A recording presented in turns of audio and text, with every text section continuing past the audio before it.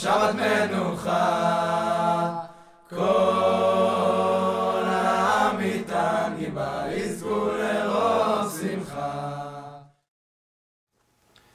Shalom. The parashot we're dealing with now have a turmoil of feelings. On the one hand, we see Am Yisrael reaching the highest of heights. They leave Egypt, they have the Red Sea split for them, they see God at the Red Sea, they receive the Torah on Har Sinai, they build the Mishkan, and on the flip side, we see them at their lowest points. They complain, they're never happy, they build the golden calf to worship instead of worshiping God. How do you move from one point to the other without getting all confused? The Midrash in Shir HaShirim, I think, reflects on this point. The Midrash speaks of a verse saying, Shchora ani v'nava benot Yerushalayim. I am blemished and yet I'm lovely, says the wife or the woman in the Shir HaShirim. And the Midrash says, but if you're full of blemishes, how can you yet be lovely? If you're blemished, why are you lovely? And the Midrash offers three answers, obviously in the name of Am Yisrael. First answer saying, indeed, I am blemished. Indeed, I am not worthy. But my history is history of loveliness. My forefathers were lovely. Nebuch, I no longer am, speaking of the decline of the generation. The other two explanations say, no, that's not it. The second one says, maybe you think you're blemished, but the objective viewer, God, looks at you and says, wow, she's really beautiful.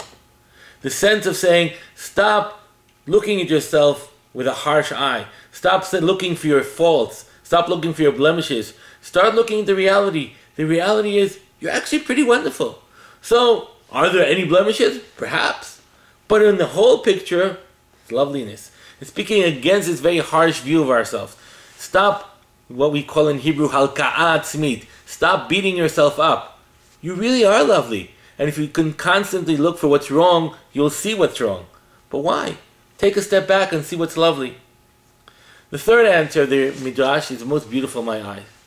The Midrash brings 10 cases, all throughout Yetziat Mitzrayim and coming to Eretz Yisrael, where both at the same time we were problematic and lovely at the same time. In Egypt, Mitzad Echad, on the one hand, the Yechezkel says, people worshipped Avodah Zarah in Egypt. They were idol worshippers. On the flip side, God calls them and they come running. They get to the desert, they sin in Marah by complaining. On the flip side, they accept God's laws. At Har Sinai, they have a wonderful experience of receiving the Torah and terrible experience of building the golden calf. The spies sent to Israel. Some were good, some were bad. Getting to Israel, there's Achan who steals the money, and there's Yoshua who leads the people. The Midrash says the picture is complex. Are you evil? No, because you're beautiful. Are you beautiful? No, you're evil. There are blemishes, but there's beauty. Stop choosing. Stop asking yourself, what am I? Am I good? If I'm good, how can I do bad things? Am I bad? Why am I doing good things? What's my identity? Am I Israeli? Am I Jewish? Am I open-minded or am I closed-minded? Stop asking so many questions. Stop looking for a very monolithic answer of yes or no, black or white, yay or nay. It's not so simple. It's complex. I am both traditional and revolutionary. I am both Masorti, traditional, and innovative. I am both committed and open-minded. I am both doing great things and doing problematic things. I have a complex identity, and that's my beauty. My beauty is that the darkest time of my life, I still have the light of God, the light of Jewishness, the light of mitzvot. And my problem is that when I'm seeking mitzvot, I still have something pulling me the other direction. That's a complexity of my life. And the Midrash says, that's the beauty of your life. The first two answers are looking at the problems and saying, well, what should I do with them?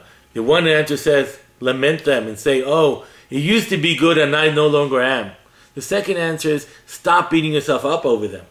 The third answer is, embrace who you really are. You really are a complex human being. You really are a person who's both good and bad at the same time. And take that and turn that into Avodat Hashem. Not leaving one side of your persona aside and saying, I will ignore it and only focus on the one. You are a complex being. We are a complex being. Am Yisrael is a complex being. We always were. And that's why perhaps God chose us. That's why He's looking at us. Not that we should be monolithic, but rather that we should, with our complexity, still yearn for Him. Shabbat Shalom. מחבלי משיח יוצאנו